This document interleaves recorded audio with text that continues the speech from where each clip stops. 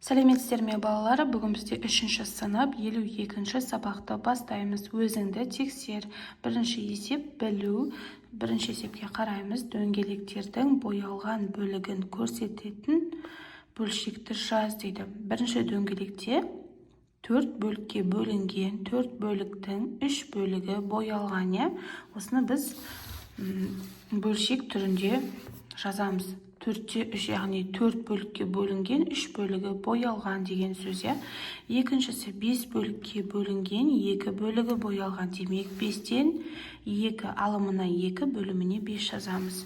Одан кейін 6 бөлікке бөлінген, 2 бөлігі боялған. 6-да 2. Одан кейін санаймыз, неше бөлікке бөлінгенін: 1, 2, 3, 4, 5, 6, 7, 8, 9 бөлікке бөлінген, 3 бөлігі боялған. 9-да 3 деп жазамыз. Одан кейін 1, 2, 3, 4, 5, 6, 7, 8, 9, 10. 10 бөлікке бөлінген, 3, 6, яғни 6 бөлігі боялған. 10-на 6 деп жазамыз. Және де санаймыз: 1, 2, 3, 4, 5, 6, 7, 8, 9, 10, 11. 11 бөлікке бөлінген, боялған бөлігі 1, 2, 3, 4, 5, 6, 7, 8. Демек 11 деп бөліміне, 8 деп алымына жазатын боламыз. Ары қарай бізде екінші есеп. Түсіну. Фигуралардың суретін дәптерге сал. Олардың бөліктерін берілген жазуға сәйкес боя дейді. Демек, мына фигураны біз әрбір тор көз деп алатын болсақ, осылай фигураларды салып шығамыз. Және алттан 2 деп тұр. 6 бөлікке бөлінген, және де оның 2-і боялған. Сәйкес боя деп тұр. Демек, 2-ін бояймыз. Мына жерде 9 бөлік ба, 5-ін бояймыз.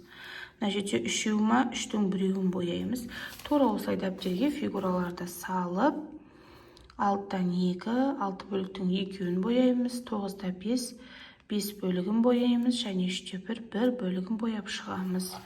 Үшінші бізде қолдану. Есепте дейді. А нұсқасында 90-ның 10-нан 1 бөлігі, 40-тың 4-тен 1 бөлігі.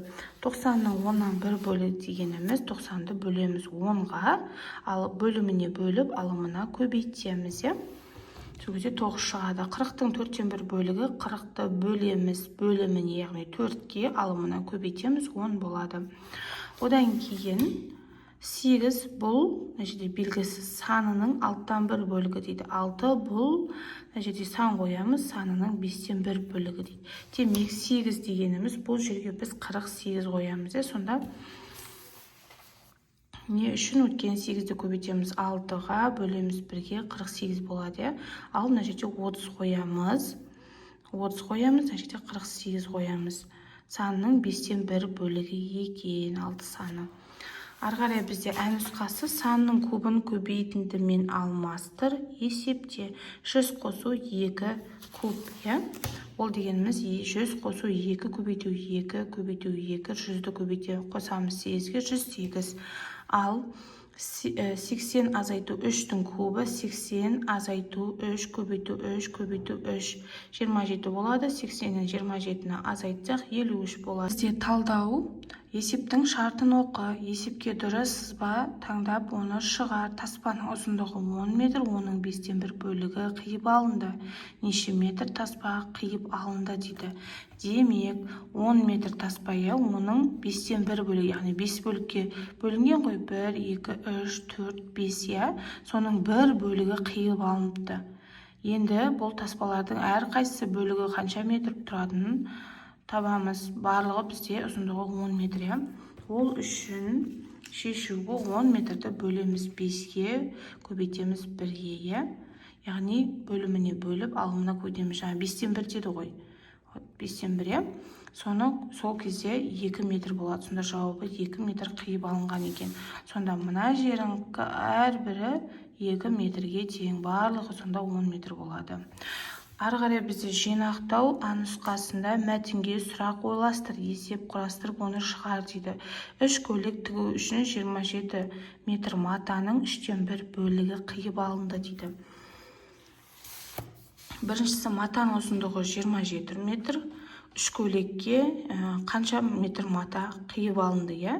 8-ден 1 бөлігі кетті десек, шешуі 27-ні бөлеміз 3-ке, көбейтеміз 1-ге 9 метр болады. Жауабы 3 көйлекке 9 метр мата қиып алынған екен. Ары қарай бізде есебі, есепті санды деректермен толықтырып, оны шығар. 3 көйлек тігу үшін осыншама мата қажет. 21 метр матадан неше көйлек тігуге болады дейді. 3 көйлек бізде 9 метр болса, жаңа А нұсқасында 9 метр шықты ғой. Енді А нұсқасында 3 көйлегіміз 9 метр болса, 21 метр матадан қанша көйлек шығады? Ол үшін 9-ды көбейтеміз 3-ке, 9-ды бөлеміз 3-ке, 3 метр бір көйлекке 3 метр кетсе, демек біз 21 метрді бөлеміз 3-ке 7 көйлек болады екен. Сонда жауабы 21 метр матадан 7 көйлек тігуге болады екен. Ары қарай бізде ең соңғы есеп бағалау. Оқушы есеп шығарды. Боялған ұяшық дұрыс толтырылған ба? Тексер дейді. Бір жәшіктің массасы бірдей, саны 5 жәшік, 7 жәшік, жалпы массасы 30 килограмм, 42 килограмм.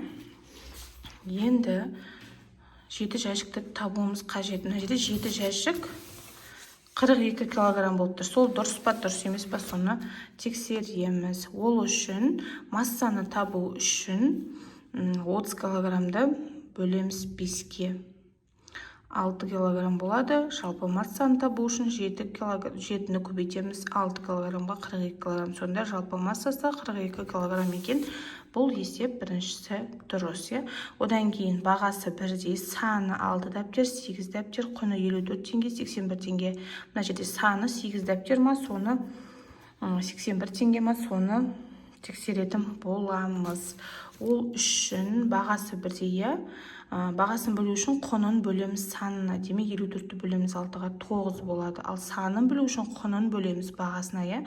81-ті бөлеміз 9-ға тең 9. Жауабы 9 дәптер 81 теңге екен. Сонда мына жерде 8 дәптер емес 9 дәптер екен. Яғни біріншісі 42 дұрыс, екіншісі 8 дәптер емес 9 дәптер болады. 81 теңге болады сонда. Осымен біздің сабағымыз аяқталды. Менің каналыма тіркелуді ұмытпаңыздар. Алдағы уақытта оңай есептерді түсіндірме жолымен салып отыратын боламын. Аман сау болыңыздар.